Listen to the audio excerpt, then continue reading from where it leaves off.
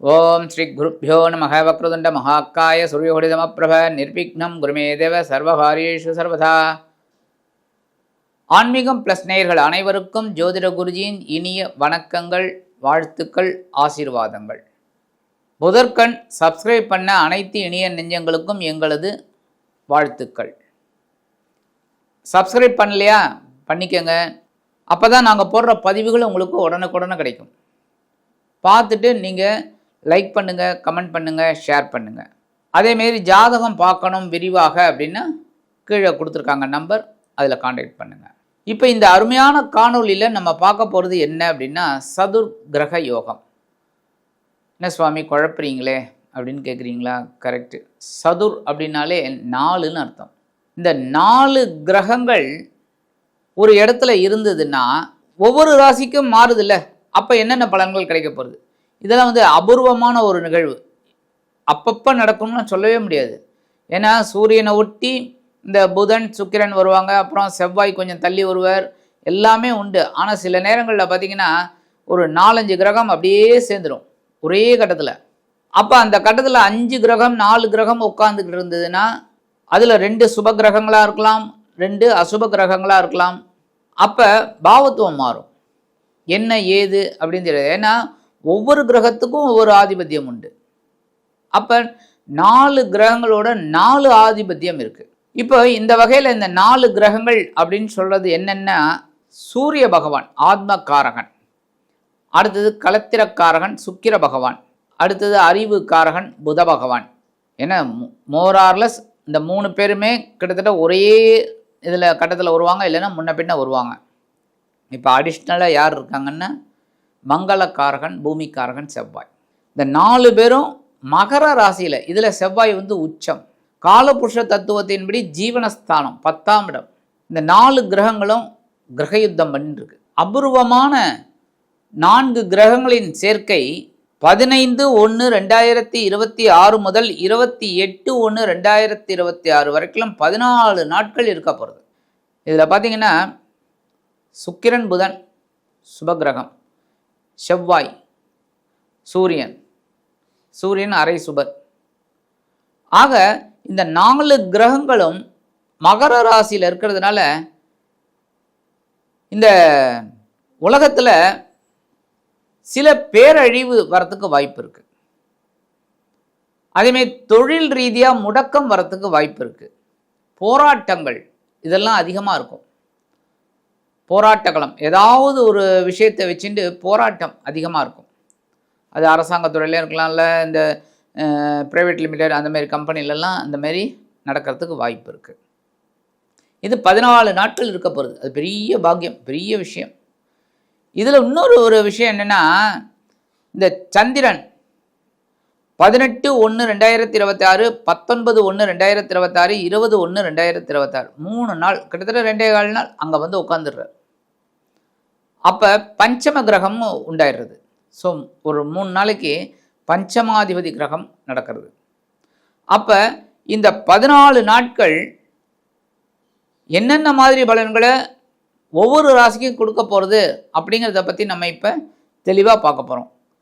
அன்பான மீன ராசி நேயர்களே, இந்த அருமையான காணொலியில் நம்ம பார்க்க போகிறது சதுர்கிரக யோகம். உண்மையிலேயே இந்த சதுர்கிரக யோகம் உங்களுக்கு அதி அற்புதமான பலன்களை கண்டிப்பாக கொடுக்க போகிறது. அதாவது கொஸ்டின் பேப்பர் கொடுக்கறதுக்கு முன்னாடியே ஆன்சர் பேப்பர் லீக் ஆகிடுதுங்கிற மாதிரி அற்புதமான ஒரு நேரம். சதுர்கிரகம் அப்படின்னாலே என்னென்னா 4 கிரகங்களின் சேர்க்கை ஒரு இடத்துல.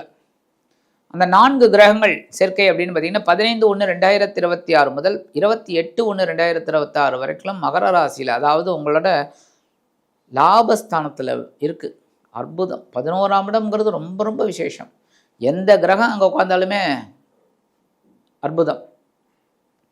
கோச்சார ரீதியாக உங்களுக்கு பெரிய மாற்றம் இந்த 14 நாட்கள் அற்புதமாக கிடைக்கக்கூடியது.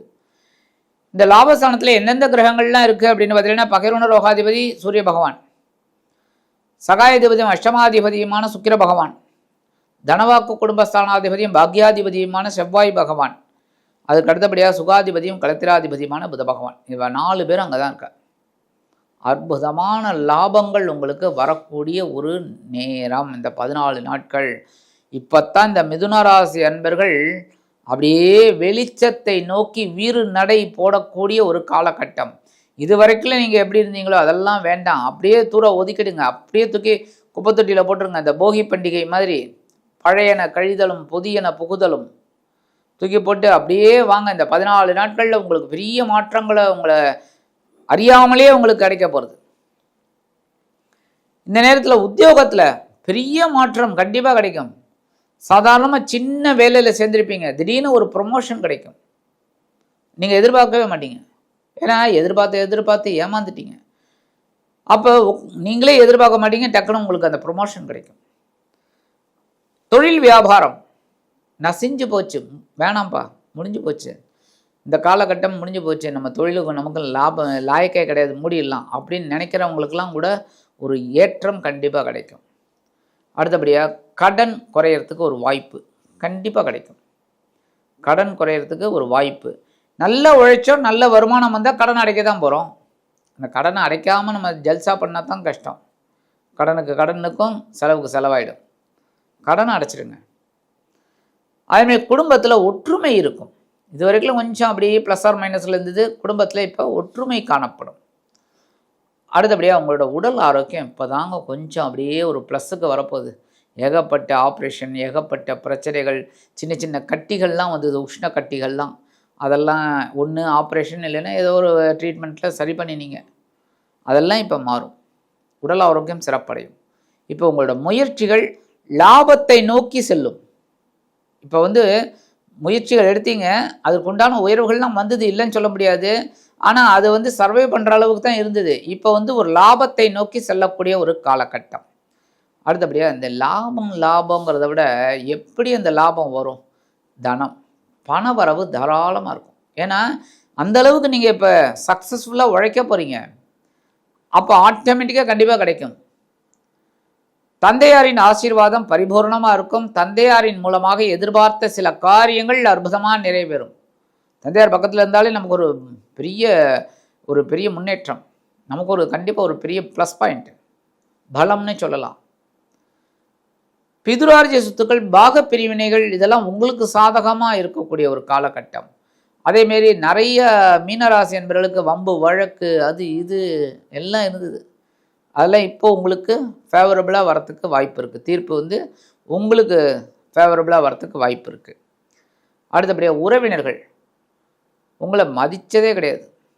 நிறைய பேர் உங்களோட காசுக்கு பணத்துக்கு தான் மதிப்பு கொடுத்தாங்களே தவிர உங்களுக்கு மதிப்பு கொடுக்கல. அவங்கெல்லாம் இப்போ உங்களை தேடி வருவாங்க. அதேமாரி வாழ்க்கை துணை, உறவினர்கள், வாழ்க்கை துணை இவங்கெல்லாம் உங்களை புரிஞ்சுக்கிட்டு உங்களுக்கு அண்டர்ஸ்டாண்டிங்காக இருக்கிறதுனால உங்களுக்கு குடும்பத்துலேயும் ஒரு சந்தோஷம் இருக்கும். நீங்கள் எடுக்கிற காரியங்கள்லேயும் ஒரு சந்தோஷம் இருக்கும், ஒவ்வொரு விஷயத்துலேயுமே.